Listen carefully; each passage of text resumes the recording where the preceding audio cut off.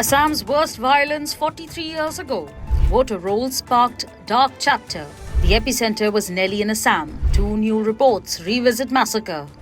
What caused 3,000 deaths on 18th February 1983?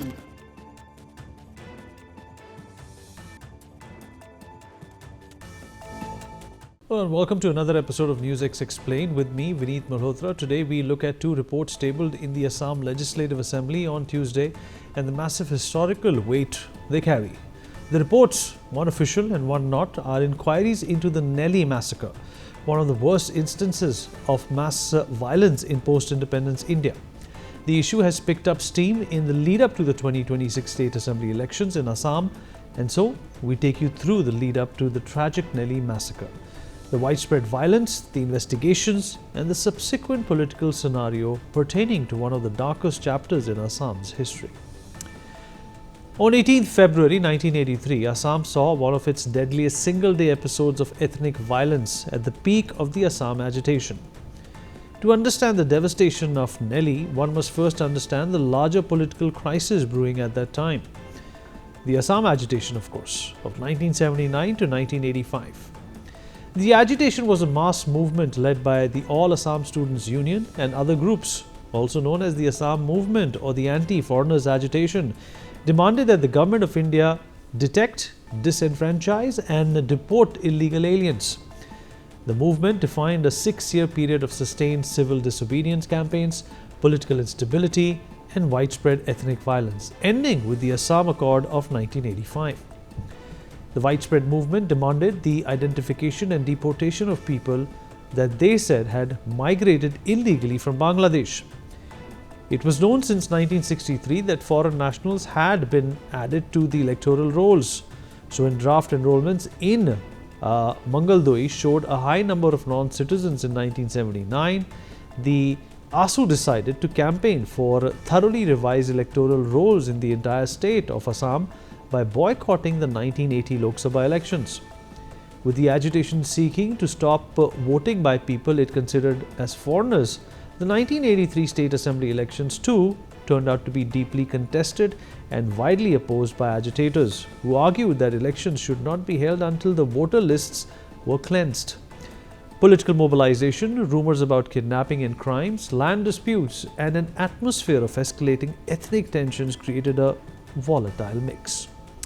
The central government attempted to placate the Assamese by agreeing to proscribe any migrants who entered the state after March 1971 from voting and proceeded with the elections.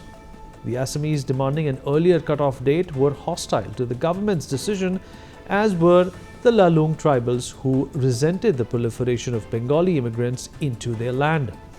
Conversely, the Bengali communities as well as the Plains Tribal Council of Assam, an organization composed exclusively of Boro tribals opposed to Assamese hegemony, also supported the elections.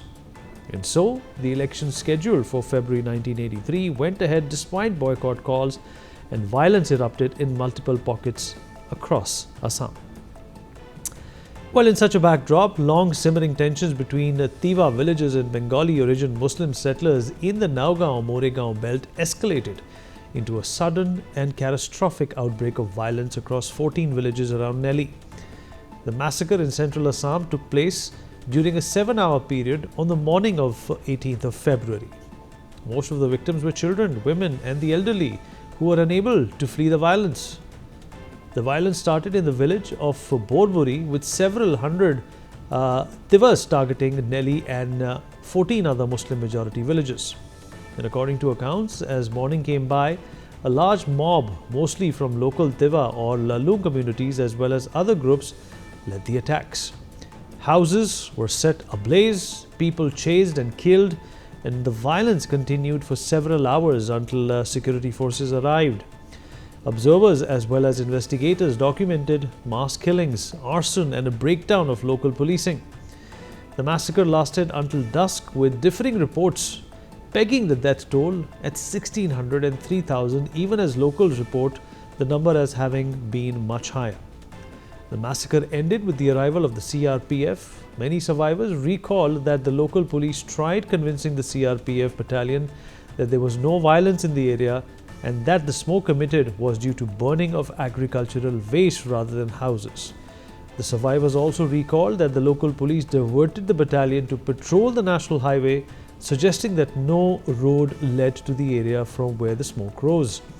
The battalion eventually located the area when a woman from the village stopped the CRPF trucks and led them to the village.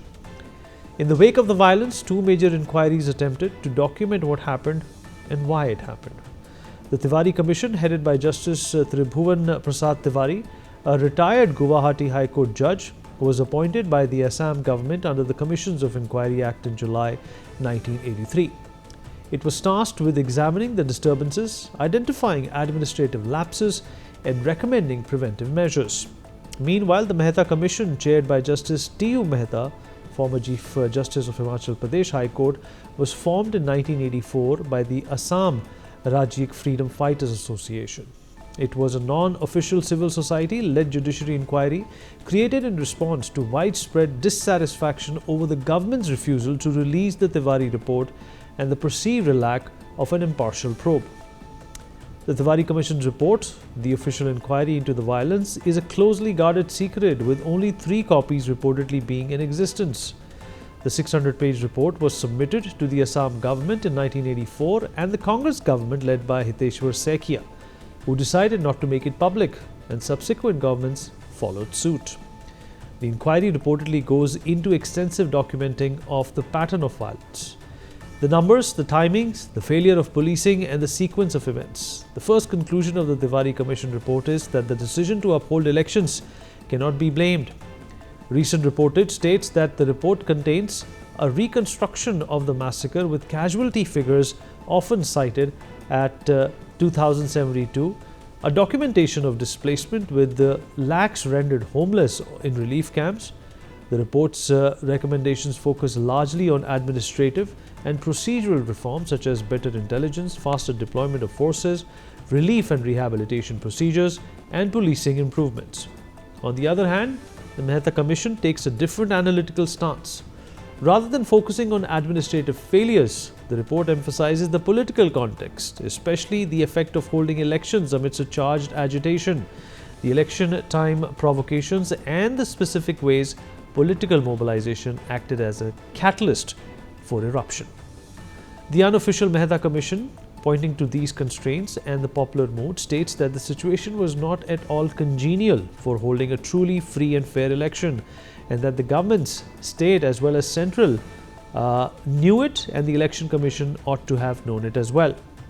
The report looks at Nellie as a dramatic eruption rooted in political provocation and electoral dynamics, and so its recommendations include political and policy lessons about election management, the timing of polls, and preventing mass mobilization from turning into organized violence.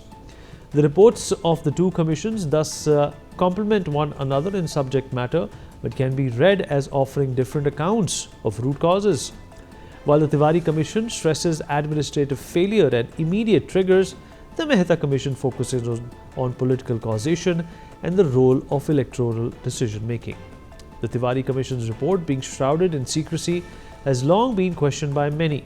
This is because, following the large-scale violence, police registered 688 criminal cases, of which 378 were closed due to lack of evidence, and 310 were slated to be charged. All of these were dropped by the Government of India. However, as the part of the signing of the 1985 Assam Accord, as a result, no one was ever prosecuted for the violence.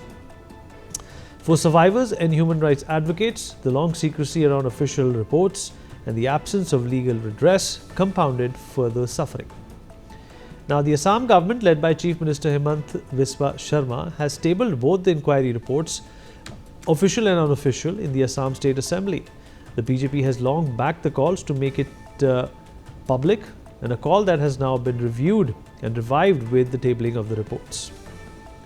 With the state government's decision sparking many conversations about one of the most violent chapters in Assam's history, one must remember that Nellie is not just a case of rural violence, but a reminder of how electoral politics, communal tensions, administrative failure, and the secrecy of official records can create long-lasting wounds. The Tiwari and Mehta reports together give us administrative facts as well as political context. Making detailed findings available helps close gaps in public memory and allows scholars, survivors, and policymakers to fully understand what happened. For victims' families, transparency is a step towards recognition. Making these documents available to the public does not change the past, but it does change the terms of our memory and our obligations. With the reports once again putting the Nellie Massacre in spotlight, they have highlighted the enduring demand of survivors and advocates, the demand to document, to learn, and where possible, to seek justice. Assam's worst violence 43 years ago. Voter rolls sparked dark chapter.